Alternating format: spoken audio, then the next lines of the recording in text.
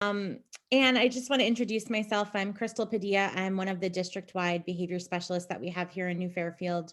Um, as Melissa was saying, my role is really varied, but focused on behavior and really supporting students with behavior in the classroom, getting them to the point that they can be the most functional and learn, maximize their learning in the classrooms.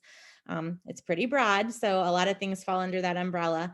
I'm glad to see a lot of parents of little ones here. I know this is a tough time because it's 7 o'clock and it's usually bath time and finishing up dinner time, and it's the mad rush to get everyone down for the night. So that's great that everyone's here. As I was going through this presentation, I know it's kind of a large range of audience that was potential in terms of being pre-K through 12. My specialty, I think I specialize in the littler ones, but I was hoping to include some strategies for all age levels. So I hope that everyone can find something to take away from it that's useful for them. And in making it during a pandemic, talking about power struggles with children, it just gave me a different lens with my own children, looking at it and saying, oh, these are really good strategies. I should use them more often. So I think it's just hard for everyone right now. I tried to really make it so that the strategies were manageable for parents and, not give this very technical presentation with all of this jargon about things that people are going to leave and say, okay, that was great, but how the heck am I going to do that in my house with my 3 crazy kids? So I hope it's helpful for everyone. And if you wanted to unmute and ask a question or clarify something as I go through, that's fine too. Okay. So the first thing that I wanted to talk about is what actually is a power struggle.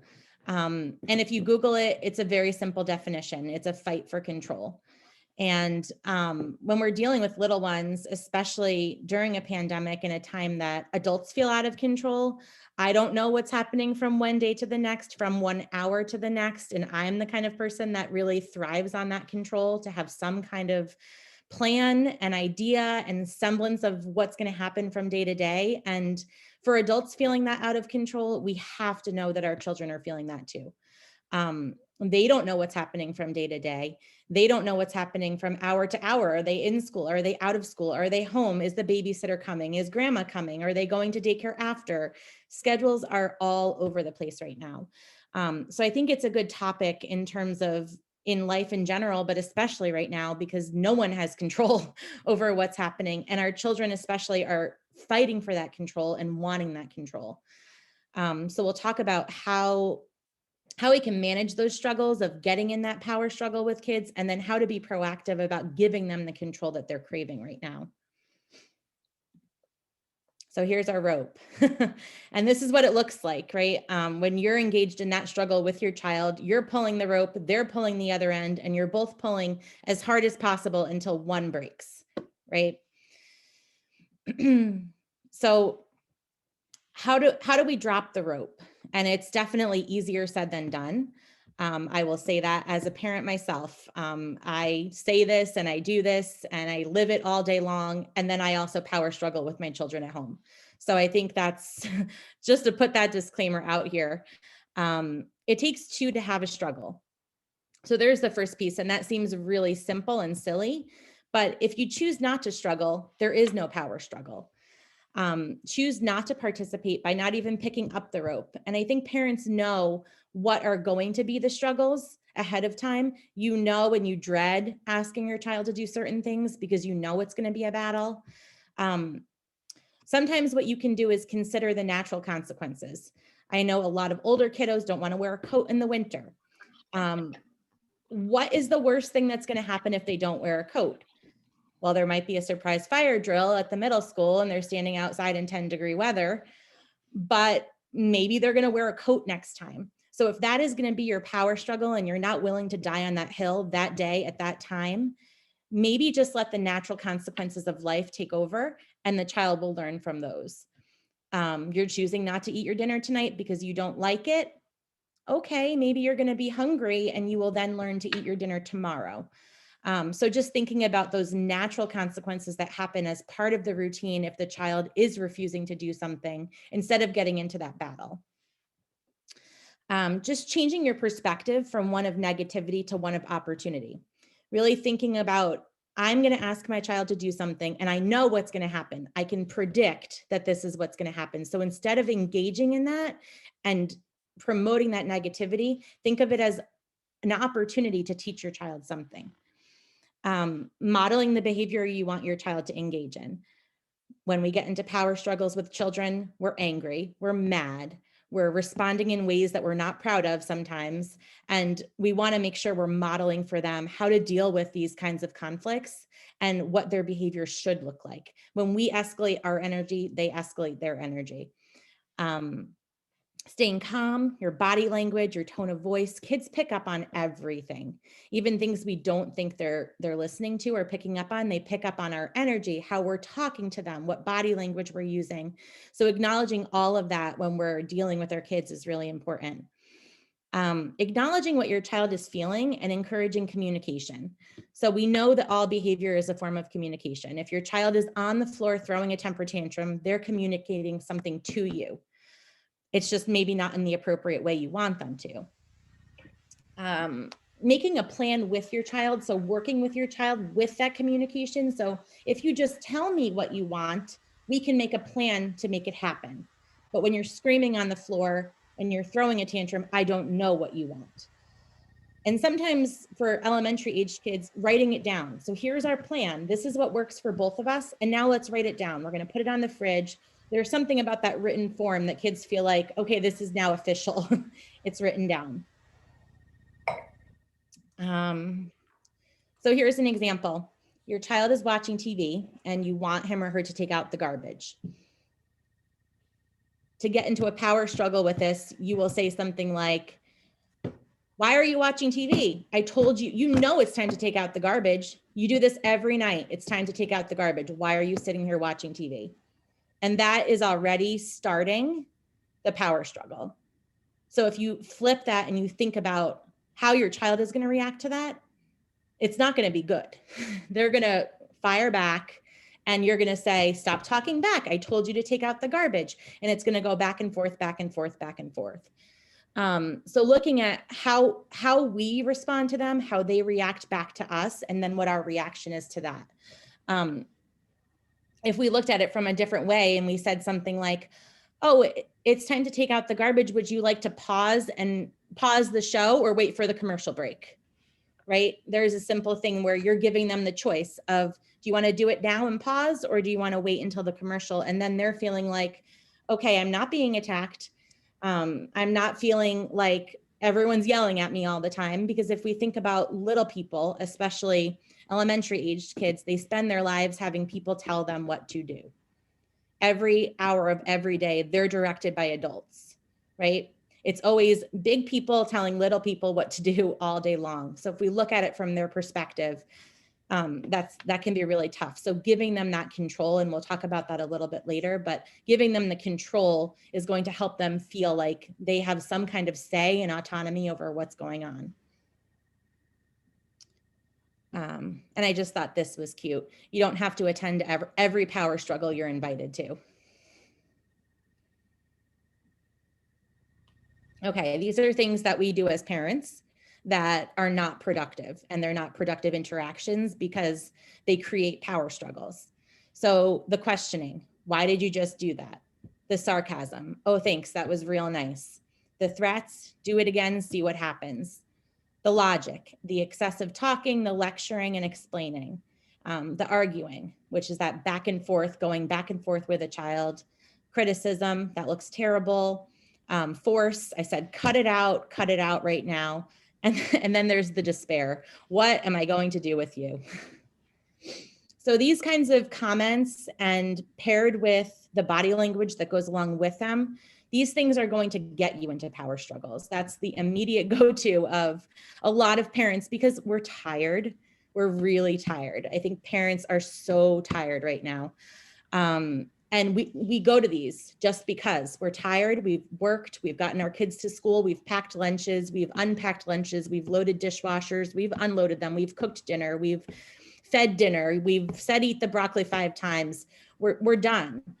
So this is our go-to. And I think these are the things that we need to think about. And it's that thing your child does, and then you should have something click in your brain that says, okay, stop and think before I react. What is going to be productive right now? So what you really want to do is figure out a win-win. Your power struggles end in a lose-lose. Everyone's mad, everyone's crying, everyone's screaming, and no one took out the garbage. So you want to try and respond with empathy and understanding. Communicate with your child, make a compromise. Children want control, especially right now. Try and give them control and autonomy in ways that are age appropriate. So you're not going to let your 3-year-old decide when he goes to bed, but you're going to create a bedtime routine that works for both you and your child. No empty threats or empty promises. So this is, this is a big one. Empty threats and empty promises teach your child not to trust your word. So when you're at the end of your rope with your kid and you're saying, you do that one more time and you're not sleeping over grandma's house today or this weekend, but you know full well that that's not something you're ever going to take away, why say it? Because now your child has just learned, okay, mom's going to say I'm not sleeping at grandma's, but I know I'm sleeping at grandma's this weekend. So what she says doesn't mean what it is. And then provide the consequence and follow through. So if you say to your child, instead of engaging in the power struggle, you say, if you don't, I'm going to set the timer for 1 minute. If you don't take out the trash when the timer goes off, then you lose X, Y, and Z. Make it realistic, make it a consequence that fits the crime, the crime and the punishment match, and then follow through on that. And then the child will learn, when mom says 1 more minute, she really means 1 more minute, because then she's going to give me the consequence. And when she does give me that consequence, she's going to follow through on it. So try and make them things that you know you can follow through on, and not, I mean, I've done this as a parent myself, where you say, oh my gosh, this kid is making me so mad, you're grounded for tonight. And then they talk back and they say one more thing and you say, okay, now it's tomorrow. And then they talk back again and you're like, okay, now it's Thursday. Oh, you know what? The whole week. You're grounded for the rest of your life. You know, that's not stuff that I know I'm not going to ground him for the rest of his life. I'm probably not even going to ground him for the rest of the week. But I just said it because I'm mad. But it taught him that mom doesn't say what she means because she knows she's not going to do all these things. So here it is. Mean what you say and say what you mean. So I've told them no 50 times and you're saying there's a chance, right? Because we teach our children without realizing it, that when I say no, there's a chance it might mean yes, because I don't always say what I mean and mean what I say. Hey, are we all set for Friday, question mark? You said 2 to 5. I told my client 2. If you can do earlier, that would be better. Miss Bennett, you're not muted. Ooh, I'm sorry. That's okay. And then there are these lovely things, right? Our remote learning days. And I just thought that this picture was funny because I think this is how we all feel. All of us. It's been 84 years. It feels like more than 84 years. But this whole power struggle and fight for control that we're all having right now, I think gets completely exacerbated by these remote learning days. We don't know when they're coming. We don't know when they're going to be. We have no idea if they're going to be half days, full days, asynchronous, synchronous, remote snow days. I mean, there's just so many options on the table that it's really hard. And I think that alone exacerbates our energy as parents. It exacerbates our stress level because we're stressed trying to, keep all the balls in the air and then figure out things at the last minute. So it does not give us that time to stop and think when we're responding to our child because we are on edge all the time. Okay. Oh, geez. Okay. There we go. So how can you cope with this? How can you cope with all of these unexpected schedule changes? The most important thing to do for your child is is to prep them ahead of time. Kids need to know what to expect and what is coming. The next thing that I think is helpful is starting every day with structure, stability, and safety. You want to have that consistent morning routine where your child is consistently doing the same thing at the same time. You're providing the structure when you can provide the structure. You're providing the stability when you can. And that is therefore making them feel safe. Giving them those same routines, those same things that they do every day, regardless of what the day looks like, can be very helpful and empowering for kids. Write that schedule down. Again, with the writing it down, I think it's just helpful for kids to see it in writing, check it off, put it on the fridge, have them part of making the schedule. When you say to them, okay, X, Y, and Z needs to be done in the morning, how would you like to do it? And they say, I want to do this first, then this, then this. Okay, great. Let's write it down and put it on the schedule. And they feel like they chose that. They had control over what was going to happen. Providing positivity. And I think this is a big one because I feel it myself, where you get the call, we're going to be remote tomorrow, and your immediate reaction is like, oh my gosh, I can't do this another day. And kids know that. They pick up on that. They hear parents say things, and their energy is automatically, oh, we're home again, because they're playing off of you. So you can switch that and, oh, great, we get to stay home and we get to do X, Y, and Z. You know, it doesn't have to be real, but fake it till you make it, because they're paying attention to our energy and they're paying attention to how we feel about things. The next thing is exploring the use of contracts and rewards.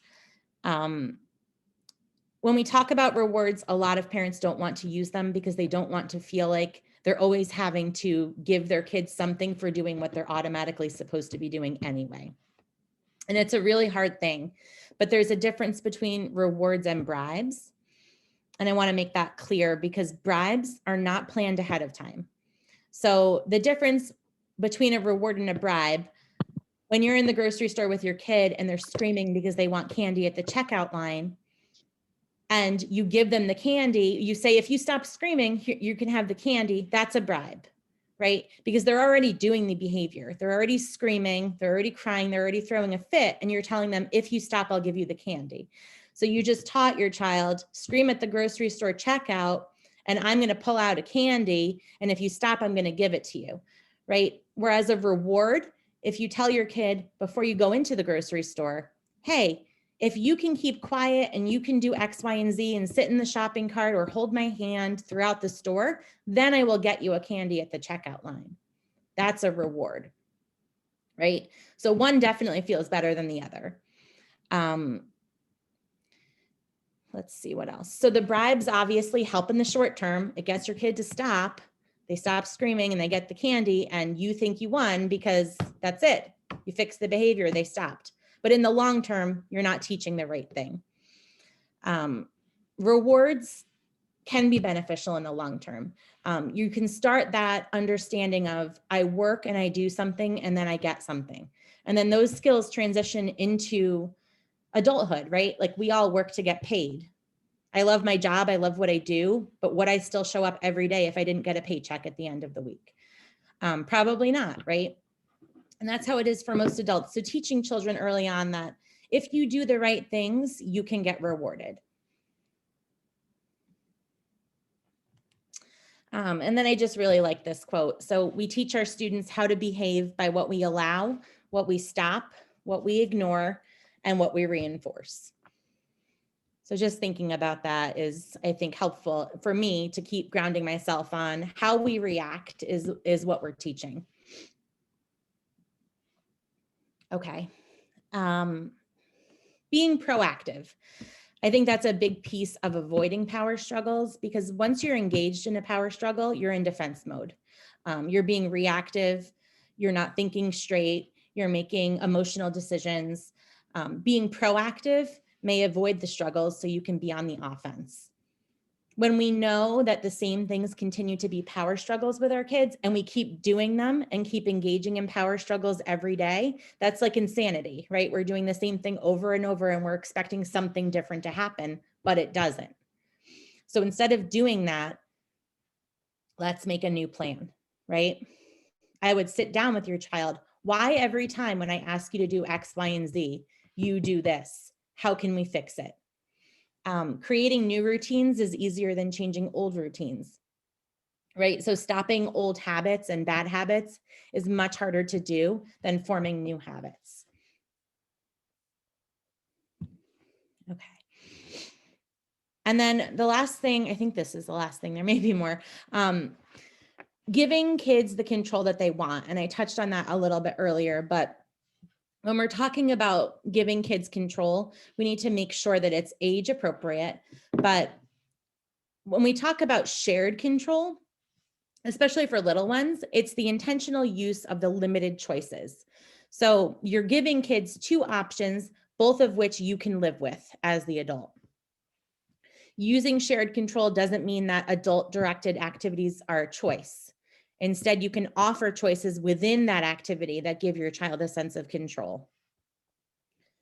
We'll go through, there's a couple of examples.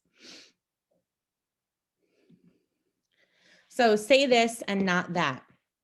Do you want mint or bubblegum toothpaste instead of do you want to brush your teeth? Or it's time to brush your teeth. Do you want to use the Mickey or the Paw Patrol toothbrush, right? That's another choice you can embed into something that you know your child doesn't like. Do you want to hold mommy or daddy's hand instead of you need to hold hands? What color shirt do you want to wear today instead of go upstairs and get dressed? Do you want to take a shower first or brush your teeth instead of get ready for bed? Do you want to do your math or reading instead of sit in your chair and do your homework? Right? So these are all choices we're embedding into activities that we know our children already have to do, but it's giving them that sense of control that they want, that they want. And I think that's it. That was it. I think